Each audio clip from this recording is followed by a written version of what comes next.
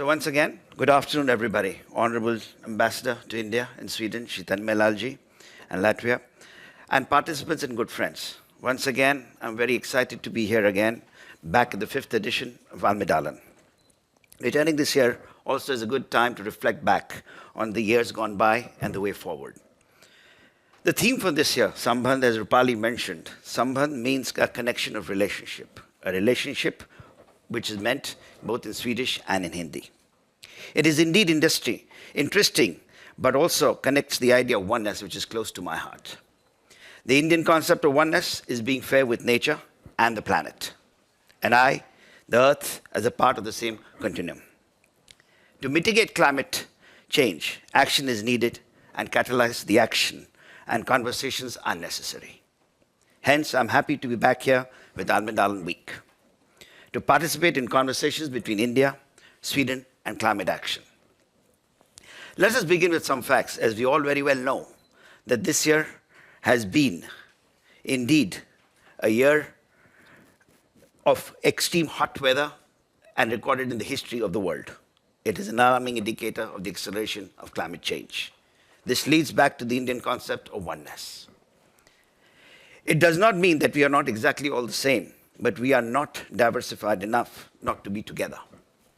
Rather, oneness is about interconnectedness in all forms of which humans are not separate from nature, an integral part of it. Oneness, use of living forms, humans, mammals, birds, mountains, rivers, oceans, forests, and equals. The concept of oneness is interconnectedness is not a modern thought. It is referred in our found of Upanishads and collections of Indian texts written way back between 800 to 200 BC. It is an indicator this idea of interconnectedness or oneness is well understood in the kernels of life on this planet long before our times. However, we lost it somewhere along the countries and perhaps in time in view of climate actions and mitigation through the prism of oneness. It is time, my friends, we look back to our past, our knowledge, learn from it and customize it to the modern world and times for the future generations, which is but necessary. Conversations like these act as a catalyst for change for the better, and we're here to share the learnings and solutions. Sweden is one of the pioneers in climate action, with a target of net zero of greenhouse gases emission by 2045. India, with its massive headroom for sustainable growth, and a developing nation to reach to its people its committed achievement of net zero by 2070. What is very interesting to note that 50% of its electricity will come from renewable sources by 2030. It takes this opportunity to congratulate both India and Sweden for the spearheading the leading group of India transition, Lead IT. Indian transition cannot happen without energy transition. And PI Industries is a company where we are committed to both. I'm happy to note that two Indian companies, both SAIL and Thermex, are here from India to become a part of IT today. PI is also in the same ambition for the future. The ambition of PI is reflected and is aligned with the new India's ambition of sustainable long-term growth to create value for all its people and at the same time be sensitive to the planet. At PI, we are already contributing to net zero commitment by continuously looking at choosing and embedded environmental and social responsibilities and deeper into the PI core of our DNA. By fundamental pivoting its R&D-driven products and services with nature as our teacher. Our innovation is focused on learning from nature, mimicking it, and working harmoniously with chemistry, with greener frontiers and biologicals. At PI, we are a sustainable organizational culture which is driven in every business decision. As we say in PI, the way of life to us. Coming back to the concept of oneness, how can India and Sweden collaboration and find together with the lens of oneness? It's a complex question, and addressing it with a singular focus, oneness, will accelerate climate positive actions and solutions, in my view. A sustainable planet is not just one novel technology innovations alone. It's all about reinventing, restoring deep-rooted philosophies of countries like India and Sweden. In India, we speak the concept of Advitya, the fundamental oneness of existence, of all existence. The philosophy reminds us that we are not separate from nature and world, but rather an integrated part of it. It is recognition that well-being of one is an inextricable link to the wellness of all. A truth that has never been more urgent than in the face is the climate crisis. We engage in this dialogue and collaborate in Almedalen, and let us commit to a meaningful climate action inspired by the ancient wisdom of oneness. Together, we can and we must for the need of humanity and drive for harmony. With this, I thank you all very much for having me here to participate.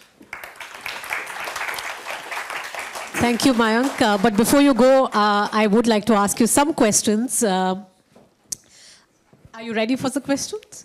Yeah, let them come okay. first. So we do know that climate change impacts agriculture. That is the core also for your business, right? Farmers, and especially farmers and food production at source. Now, since we're talking about Sambandh for climate, how is PI connecting with the farmers to build a more resilient food production system? Okay, so if I was to say agriculture is not impacted by climate, but also agriculture impacts climate. It's a both way again. To me, it's interconnected. I think today, if you look at the agricultural practices itself, also have an impact on the environment. We look at crops like rice. We look at crops like rice, which consume huge amount of water, which have a huge climate impact. So I think where we are working as an organization, if I was to sum it up in a very short, quick way, we are looking to say that how we can bring sustainable ways of agricultural practices in two ways. One, in the way the agriculture practice is done, where you can use less to get more. I think that's the fundamental philosophy. The other important piece is to say that what is really required and how we can minimize waste. That's the other piece. Third, food production requires to enhance productivity, and also at the same time as we go for sustainable growth in the future, what is very important is to have health. And I think that's an important purpose for the planet. When we look at that, I think we're also looking to say how we can bring a balance between chemistry, biologicals, which are far safer, better, with less utilization for better food productivity, for qualitative parameters of food production. And that's how we are engaging, working with the farmers, putting engagement programs.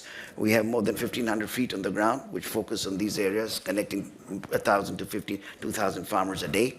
And we're trying to change agriculture practices. And one of the great outcomes that we've had, we've saved about 2.7 trillion liters of water by changing agricultural practices, by moving from puddled rice to direct sown rice in India, by introducing new chemicals which can actually reduce herbicidal requirements and also chemicals to improve food productivity of rice.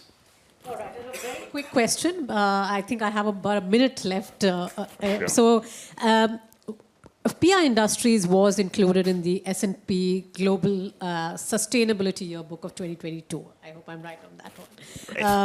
Right. Now, we do know that internationally just 25 chemical companies have got this. Now, for the benefit of our listeners in other industry that is present here, could you share how PI Industries has gone through this journey for transformation towards a more climate-friendly, sort of towards climate action? So, first principle I would say to everybody, it's not about a journey. It's first a mindset. I think that's the most important piece in life. If you're committed to something and you're convinced in your mind that it can be done, that's where you start. I think it's about building that organization culture to say that that's where we want to go. And do we all align to it first? And if you align to it, then what does happen is you start thinking everything from that lens. So that's the most important piece. Once that is all aligned and the people are aligned with that thinking, then you collect, and there's a magnetic effect. But then you actually collect people and resources and sources which come to you to help you achieve that objective for which you may not have solutions. Then comes the next piece. As you asked, how do you go about it? Then it's pretty simple. Then you get the best of people to say how we put the right processes, which can be look at driving governance, monitoring, and delivery, and then create motivation for value creation. All right. Thank you so much. It was very, very interesting hearing you. Thank you, Mayank, for your time.